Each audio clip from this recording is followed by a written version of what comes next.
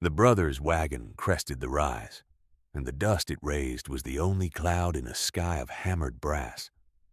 Thomas held the reins, his knuckles white, while James stared straight ahead, his jaw a knot of pride and ruin. Below them, where the world should have been the same uniform yellow-brown of their own failed fields, lay a slash of impossible green. It was a wound of life in a dying landscape. Wagons were lined up along the track leading down into the hollow, not the fancy carriages of speculators, but the worn, familiar buckboards of their own neighbors. The Gables, the Millers, old Man Hemlock himself. They were not there to mock. They were there to trade. As the brothers' wagon rolled slowly forward, the scene resolved itself into a picture of orderly commerce. A young woman stood at a makeshift stall, her hair tied back in a simple knot, her face calm. Before her, on clean cloths, lay baskets overflowing with the most peculiar harvest, clusters of fungi, pale as bone, and shaped like intricate, clustered shells. Their neighbor, Eliza, whom they had left with nothing, a boy they recognized from town, Leo, was weighing the things on a small brass scale, his movements precise and serious. A quiet industry hummed in the very place they had all called Sutton's Folly, the 3 flooded acres of worthless mud she had bought with the scraps from their father's table. James let out a breath, a sound like grinding stone. It was not possible. It was not. 9 months earlier, the air in the lawyer's office had been thick with the smell of dry paper and settled dust. Eliza sat on a hard-backed chair, her hands folded in her lap. A single black dress, her only concession to a grief she felt for the man her father had been, not the one he had become. The lawyer, Mr. Pettigrew, cleared his throat, his gaze sliding past her as if she were a piece of furniture. "To my sons, Thomas and James," he read, his voice a dry monotone. "I bequeath the farmstead, its 240 acres of prime bottomland, the house, the barns, the livestock, and all machinery, to be held in equal share." He paused. Thomas, the elder, smoothed his vest, a gesture of practiced solemnity. James stared at his polished boots. They did not look at her. "And to my daughter, Eliza," Pettigrew continued, turning a page with a faint crackle. "In recognition of her womanly state and her limited need for worldly encumbrance, I bequeath the sum of $50 to be used for her upkeep until such time as she finds a suitable arrangement." A suitable arrangement. A husband. A position as a servant. The $50 was not a kindness, it was a dismissal. It was the closing of a door. The brothers murmured their false sympathies in the hallway after, their words smooth and hollow. "Father knew best, Eliza. A farm is no place for a woman alone. You'll be better off in town." She said nothing. The silence was a shield she held up against them, and inside it, a cold, clean anger began to burn. She did not weep. She did not plead. She walked from the lawyer's office to the county clerk's, the $50 a small, tight roll in her palm. She knew what she would do. There was one property on the rolls that had been there for a decade, a joke passed around the general store, Sutton's Folly. 3 acres in a deep hollow that flooded every spring and stayed a bog until the first frost. It had soured, they said. Nothing would grow there but cattails and mosquitoes. The cleric laughed when she named it. That bog. "Daughter, you'd do better to sleep in the street." "What is the price?" she asked, her voice steady. He consulted his ledger. "Taxes owed come to $30. You pay that, it's yours." She unrolled the bills and laid them flat on the counter. $20 left. The arithmetic of survival had begun. When her brothers heard, they laughed until tears streamed down their faces. "The folly! Thomas had bellowed, slapping his knee. "She's bought the folly." Father was right about her after all. They imagined her sinking in the mud, eaten alive by pests, begging to come back as their housekeeper within a month. They believed it. The whole town believed it. The day she walked down into her new property, the air was heavy and smelled of decay. It was worse than she had imagined. The water did not flow. It sat in stagnant, scum-coated pools, reflecting a bruised-looking sky. Rotting logs lay half-submerged like ancient, sleeping beasts. The ground slurped and sighed with every step she took. For a long moment, standing there in the muck, a wave of despair so profound it was almost liquid washed over her. Her brothers were right. The town was right. She had made a terrible mistake. One person alone. But the anger was still there, a hot coal banked low under the ash of her fear. She had $20, a canvas tent, a good axe, and 2 strong hands. It would have to be enough. She began the work. It was not grand or heroic work. It was the brutal, methodical labor of inches. She spent the first week clearing the deadfall, her axe ringing out in the damp air. She dragged the smaller branches to the edge of the hollow, creating a dense, thorny barrier. The larger logs too heavy to move far. She wrestled into untidy piles in the shadiest, dampest corners. Her hands, soft from years of mending and kitchen work, blistered, then bled, then hardened into calloused leather. The town's judgment followed her down into the hollow. Riders would pause on the ridge above, pointing. "There she is, the Mud Queen," a boy shouted once. She did not look up. She just kept swinging the axe. By the end of the second week, she had begun to learn the land's sullen language. She saw how the water pooled in the lowest part of the basin and how a slight rise to the north formed a natural dam. She started digging, not to drain the whole place, which was impossible, but to guide the water, to create channels that would draw the stagnation away from the higher ground, creating small islands of merely damp earth instead of a uniform swamp. Her shovel was her only partner. Day after day, she sank it into the thick, sucking clay, her back screaming in protest. It was during one of those grueling afternoons when the sun was a hot weight and the black flies were a torment, that she looked up to see a figure standing on the rise. It was her nearest neighbor, Mr. Sorensen, an old Norwegian who kept to himself and was said to talk to his goats. He was watching her, his face unreadable. She braced herself for another jeer, another piece of pitying advice. Instead, he slowly made his way down the slippery bank, a tin thermos in his hand. He was old, but his steps were sure.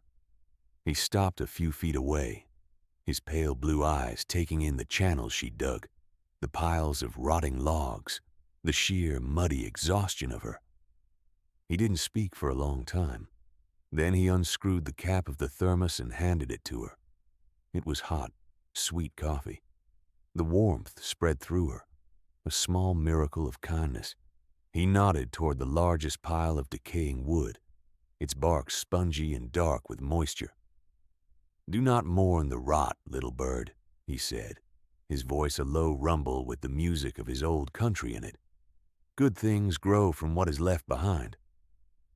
Eliza stared at him, then at the logs. To her, they were just decay, the symbol of the land's worthlessness. But the way he said it, it was not a platitude. It was a statement of fact, a lesson. He saw something she did not. That evening, as the frogs began their nightly chorus, she thought about his words. Good things grow from what is left behind. She had been left behind. The land had been left behind. Perhaps, she thought, they were meant for each other. Mr. Sorensen returned the next day, and the day after that. He never offered to help with the digging. He was too old for that, and he seemed to respect the solitary nature of her labor. but he would bring coffee or a piece of dense, dark bread wrapped in wax paper. He would sit on a dry stump and watch her work, offering quiet observations. He taught her to read the subtle shifts in the land, the way the moss grew thicker on the north side of the trees, the types of ferns that loved the deepest shade. He explained that the folly wasn't cursed. It was just a different kind of place, a place that held its water like a cupped hand, while the rest of the prairie gave it all away to the sun and wind. One afternoon, he led her to one of the piles of rotting logs. He ran a gnarled hand over the damp, peeling bark. "Here," he said, pointing to a fine, web-like tracery of white filaments spreading through the decaying wood. "This is the real life in this place, not the trees, not the grass. This." He called it mycelium. He explained that it was the hidden body of a fungus, a vast, patient network that fed on the rot and, in its own time, produced a fruit. He told her stories from his homeland, of mushrooms that grew only in the deep, damp forests, delicacies worth more than meat.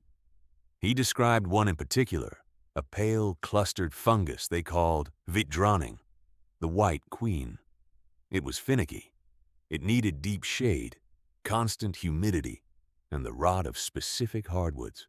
He looked from the mycelium on the log to the deep, shaded basin she was slowly taming. "This land does not want to grow corn," he said. "It wants to grow this." A new idea took root in Eliza's mind, one far more radical than simply digging ditches. What if she stopped fighting the dampness? What if she worked with it? The next morning, she changed her tactics. The channels she dug were no longer just for drainage, but for irrigation, designed to keep the shadiest parts of the hollow consistently moist. She used the clay she excavated to build low, curving walls, creating terraced pools that would hold the spring water through the summer. She built a long, low shelter against the north-facing slope of the hollow, using the branches she'd cleared to create a lattice roof, which she then covered with sod and moss.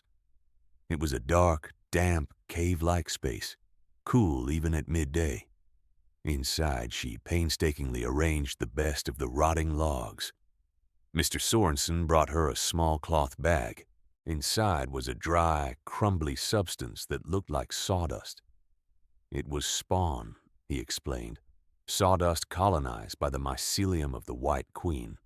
He showed her how to use an old hand drill to bore holes into her logs and pack the spawn deep inside.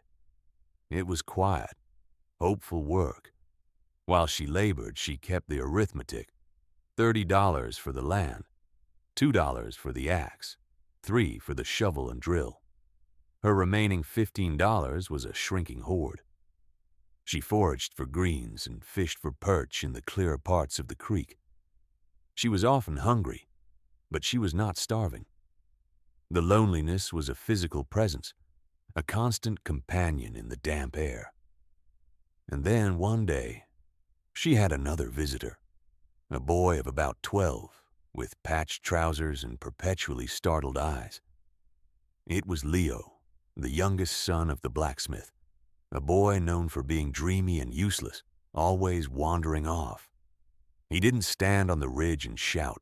He crept down the bank and hid behind a cluster of ferns, watching her. She pretended not to notice. He came back every day for a week, just watching. Finally, she looked up from her work and met his gaze. "You can come closer if you like," she said gently. "I don't bite." He emerged slowly. "What are you building?" he asked, his voice barely a whisper. She explained it to him simply and directly. She told him about the mushrooms. He didn't laugh. His eyes widened with a kind of grave wonder. "You're making a farm for them?" he asked. She supposed she was. From that day on, Leo was her shadow. He was small, but he was quick and tireless. He helped her haul moss to cover the shelter, his small hands deft at packing it into the gaps. He learned to identify the right kinds of rotting wood. He never asked for anything, but she shared her meager meals with him.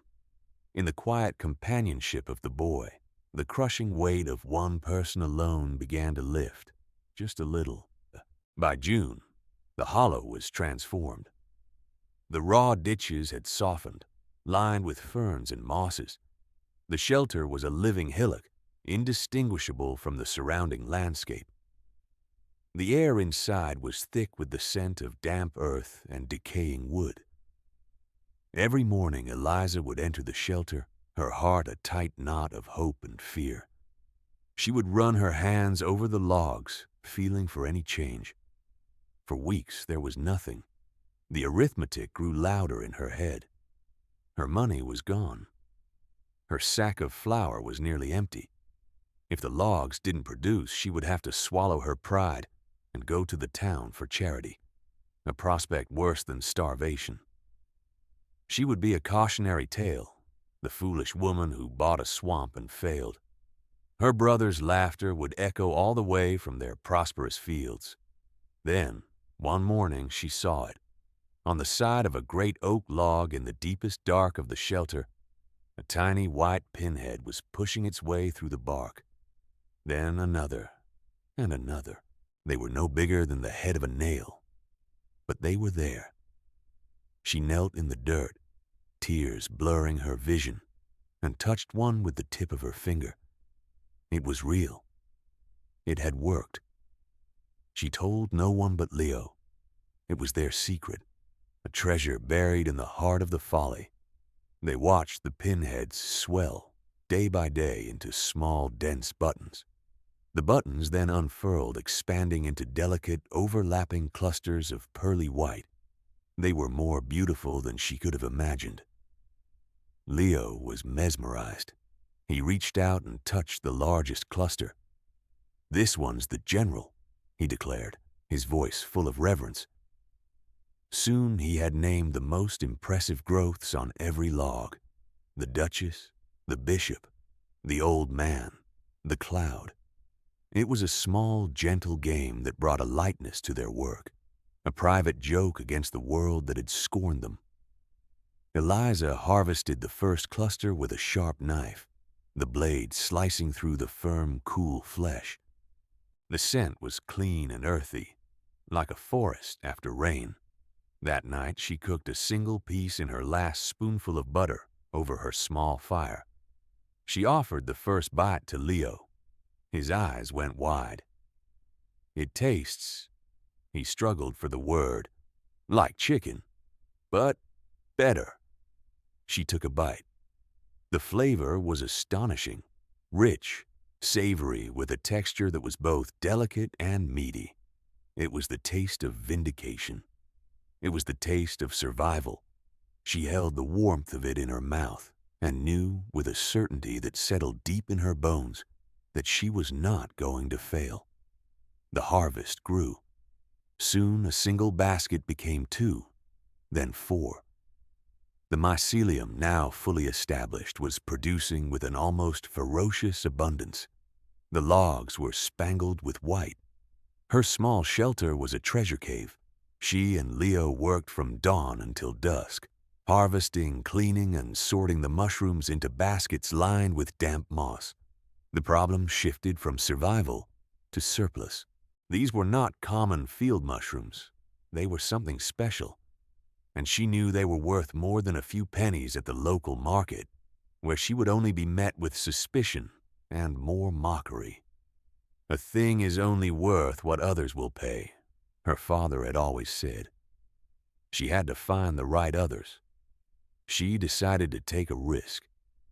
She packed 2 of the finest baskets, wrapped them carefully in damp cloths, and used the last of her credit at the general store to buy a one-way ticket on the weekly coach to Prairie Ridge, the larger county seat 30 miles east. It was a gamble. If she failed to sell them, she would have to walk home. The town of Prairie Ridge was a bustling, noisy place, full of strangers and the clatter of commerce. Eliza felt small and out of place, a mud-stained sparrow in a flock of peacocks. She carried her heavy baskets to the town square, where farmers were selling their early summer produce. She found a small space and set down her wares, uncovering the pristine white clusters. People glanced at them, then at her, their faces a mixture of curiosity and distrust. "What's that?" a woman asked, pointing with a wrinkled finger. "Swamp fungus?" "They're mushrooms," Eliza said quietly. "Are they safe?" another voice called out. "They look like poison to me." An hour passed, then two. No one bought a single one. Her hope began to curdle into the familiar taste of despair. Just as she was about to pack up, defeated, a man stopped in front of her stall. He was dressed not in farmer's denim but in a clean white coat, and he moved with an air of brisk authority. "Let me see those," he said, his voice sharp. He was the chef from the new railroad hotel, a grand brick building that catered to wealthy travelers from the east. He picked up a cluster, his skepticism plain. He brought it to his nose and inhaled deeply. His entire posture changed. The skepticism vanished, replaced by a look of stunned reverence. "Mon Dieu," he whispered. He broke off a tiny piece and placed it on his tongue, chewing slowly. His eyes closed. "Where did you get these?" he demanded, his voice low and intense. "I grow them," she said. "You grow them?" He stared at her as if she'd just announced she could spin straw into gold. "These are pleurotes, oyster mushrooms, but I have never seen such specimens. So white, so firm. In this climate, impossible." He did not bargain. He did not haggle. "I will buy them," he said, his eyes gleaming. "All of them. And I will buy this many again every week, more if you have them. Name your price." Eliza's mind went blank. She had no idea what to ask. She thought of her empty flour sack, of the long walk home. She thought of Mr. Sorensen's quiet faith and Leo's steady help. She named a price that seemed impossibly high, $1 a pound. The chef didn't blink. "Done," he said. He paid her in crisp bills, more money than she had held in her entire life. He gave her a standing order. He told her not to sell to anyone else. These, he said, were his secret. Eliza walked away from the market in a daze. She bought a new spade, a 100-pound sack of flour, jars of coffee and sugar, new boots for herself, and a small, sharp pocket knife for Leo.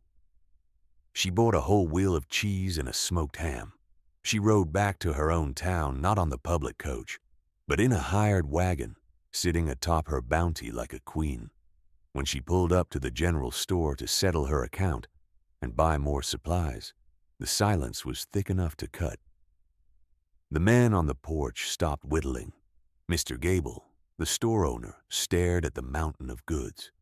No one asked where the money came from. They just watched her, their mockery replaced by a baffled, grudging silence. It is easier to believe a thing is rotten than to admit you were wrong to mock it. She was no longer just the mad woman in the mud. She was a mystery.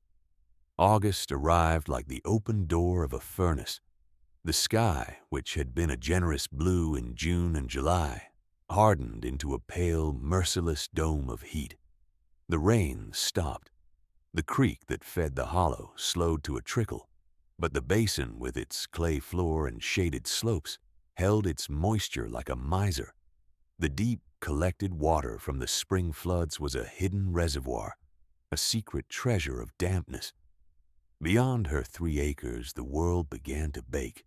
The prairie grass, which had been green and knee-high, turned the color of old straw and crackled underfoot. The corn in the fields of her brothers and her neighbors, which had stood so proud and tall, began to wither. The leaves curled inward, gray and brittle, and the stalks drooped, their tassels hanging like dry, defeated flags. The earth in their prime bottomland, once so dark and rich, cracked open into a web of deep fissures. The town grew quiet. The usual summer bustle was replaced by a tense, waiting stillness.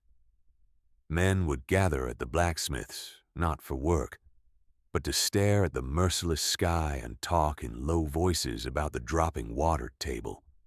The price of hay doubled, then tripled, as pastures turned to dust.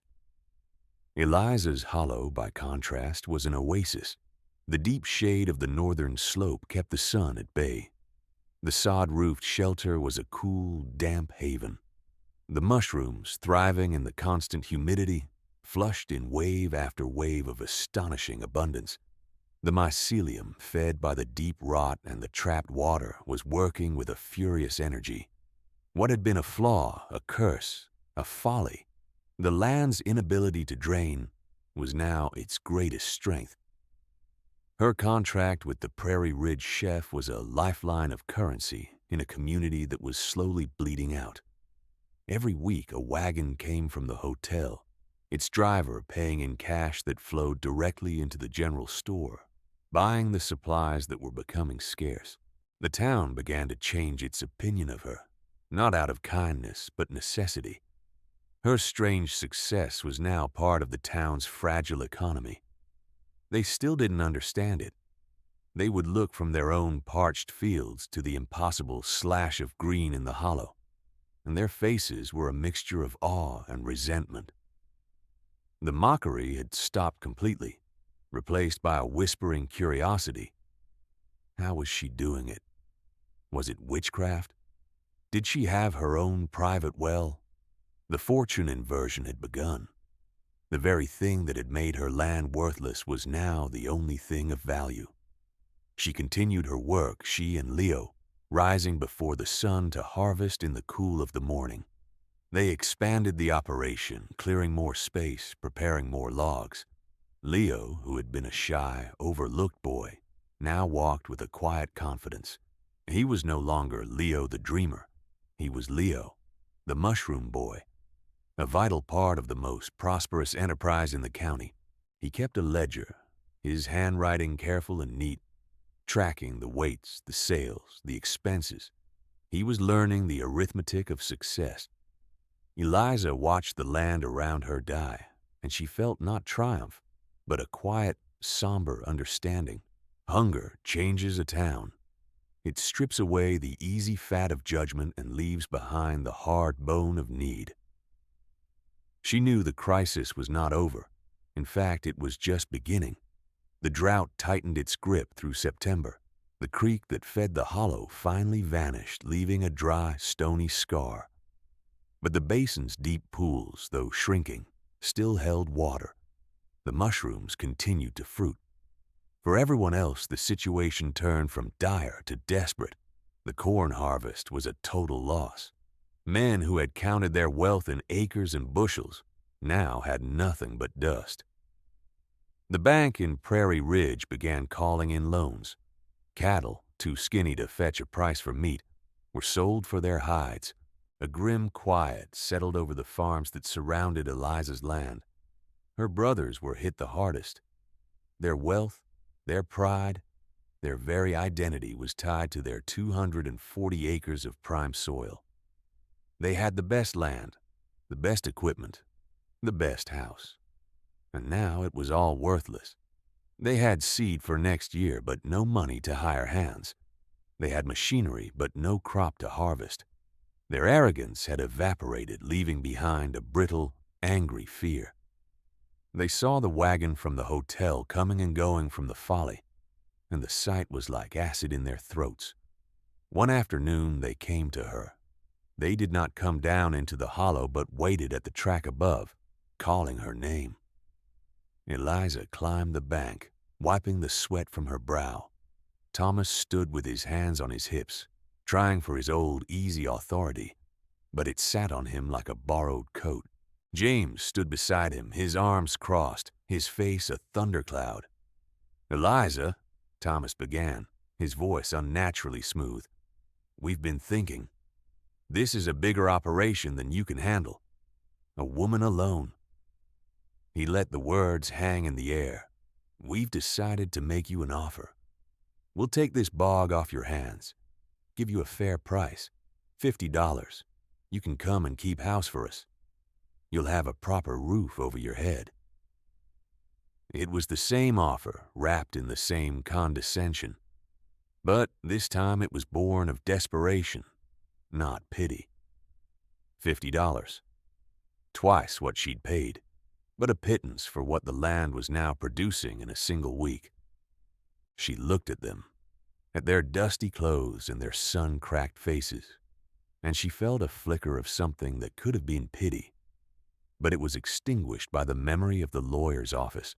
"No, thank you," she said, her voice calm and even. "The land is not for sale." James's composure snapped. "You ungrateful. We're trying to help you. What do you know about running a business? You got lucky with some fungus." "I know that my business is solvent and yours is not," she replied. The words, simple facts, not boasts. The truth of it struck them silent. Their faces hardened into masks of cold fury. They turned and walked back to their wagon without another word. But they did not give up. They began to whisper in town. They told people the mushrooms were a fluke, that they were probably unsafe in the long run. They hinted that she was hoarding water, that she'd secretly dammed the last of the creek, stealing from her neighbors. It was the poison of envy, the last weapon of the proud and defeated. They hoped to turn the town against her, to isolate her, to make her fail. But it was too late for that. The town was no longer interested in mockery. The town was hungry. The first one to come was Mrs. Gable, the store owner's wife. She was a woman who had always looked at Eliza with a particular kind of pitying scorn. She arrived at the edge of the hollow, not in a wagon, but on foot, as if ashamed to be seen. She held an empty cloth sack in her hands. Her face was a battleground of pride and fear. "Miss Eliza," she said, her voice tight. She couldn't bring herself to look Eliza in the eye. "My children, they haven't had a proper meal in 2 days. Mr. Gables' credit is gone. I was wondering if I could buy some of your produce." She said the word produce as if it were a foreign object in her mouth. She fumbled in her pocket. "I don't have cash, but I have these." She held out 2 small brown eggs. Eliza looked at the eggs, then at the woman's worn face. This was the moment. She held all the power. She could have named an exorbitant price in trade. She could have reminded Mrs. Gable of all the times she'd laughed. She could have turned her away and savored the private, bitter triumph. A part of her, the part forged in the cold fire of her disinheritance, wanted to. But then she looked past Mrs. Gable, toward the dusty road and the silent, waiting town. She thought of Mr. Sorensen's quiet kindness, the way he'd shared his coffee without asking for anything in return. She looked at Leo, who was watching them from the shelter, his face serious. Being right was its own kind of reply, but it was a cold and lonely one. "2 eggs is a fair price for a basket," Eliza said. She went into the shelter and filled one of her smaller baskets with perfect white clusters. She handed it to Mrs. Gable. The woman stared at the mushrooms, then at Eliza, and her proud, hard face crumpled. "Thank you," she whispered, and the words were heavy with the weight of a world turned upside down. After Mrs. Gable left, Eliza made a decision. She and Leo carried a small table and a chair up to the track at the edge of her property. They set out a dozen baskets of mushrooms. They put up a simple, hand-painted sign. One side faced the road to Prairie Ridge. It read, "White Queen mushrooms, $1 per pound." The other side, facing the path to the town, read, "Or trade what you can." It was an invitation. And the town, cautiously at first, then with a growing stream of desperation, answered. The Miller family brought a quart of milk from their last good cow. Old Man Hemlock, a carpenter, offered to repair her tent and build her a proper door for her shelter. Other women offered to do her mending, to bake her bread. to trade for jars of preserves they'd put up in better times. She was no longer selling a product. She was conducting the trade of survival. She fed the town that had mocked her, and in feeding them, she bound them to her. They were no longer just her mockers. They were her customers, her partners, her neighbors in a new and profound way. The wagons from the city still came, and their cash purchases allowed her to bring in flour, salt, and sugar, which she also traded for labor or goods. The folly had become the town's heart, pumping life back into a community on the verge of collapse. The whispers from her brothers faded into irrelevance. It's hard to poison a well from which everyone is drinking. And so it was that Thomas and James crested the rise and saw not the failure they had predicted, but the success they could not comprehend. They saw the impossible green, the orderly line of wagons, the quiet commerce. They saw Mrs. Gable handing Leo a freshly baked loaf of bread and receiving a basket of mushrooms in return, the exchange as normal and necessary as breath. The sight filled them with a baffled rage. Their world had been built on simple, solid truths.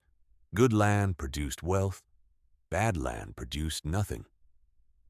A man with acres was a king. A woman with nothing was a beggar. All of it had been proven false, and the proof was laid out before them in the green, thriving basin of the folly. They urged their horse down the track, their wagon cutting rudely through the line of neighbors. They stopped directly in front of Eliza's stall. The townsfolk fell silent, watching. This was a reckoning. "Eliza," Thomas said, forcing a smile that didn't reach his eyes. "Quite the little enterprise you have here." His gaze swept over the baskets, the scales, the line of people. It was meant to sound patronizing, but the envy was a sour undercurrent. "We've come to see if you've reconsidered our offer." James dispensed with the pretense. "How did you do this?" he demanded, his voice raw. "This is a swamp. It's worthless." Eliza finished weighing a basket for the miller boy, handing it to him with a quiet word. She turned to her brothers. She was not the same woman they had dismissed in the lawyer's office. The sun and the labor had weathered her, but it had also stripped her of all uncertainty. She stood on her own land, in the center of her own economy, and she was afraid of them no longer. "You were wrong," she said. It was not an accusation. It was a simple statement of geological and agricultural fact. You saw only what you expected to see. This land was never worthless. It was just waiting for someone to listen to what it wanted to grow. "Fungus," James sneered. "You got lucky with fungus." "Yes," Eliza agreed. "I did. And I worked. And I listened." She looked at their gaunt faces, at the desperation they tried to hide behind their anger. The last embers of her own anger toward them finally cooled and died. They were not giants to be slain. They were just men, blinded by their own pride, now ruined by it. "The offer is the same for you as for anyone else," she said, her voice even and devoid of triumph. "If you are hungry, I will trade." "What do you have?" The question hung in the air. What did they have? They had acres of dust. They had useless machinery. They had a legacy that had crumbled in a single rainless season. They had nothing but their own toxic pride. The offer of charity from the sister they had disinherited, delivered not as a taunt but as a simple matter of fact in front of the whole town, was the final humiliation. Thomas's face went white. James's turned a blotchy red. For a moment it seemed he might lunge across the table, but then he saw the faces of his neighbors watching them, not with pity but with a cool, appraising judgment.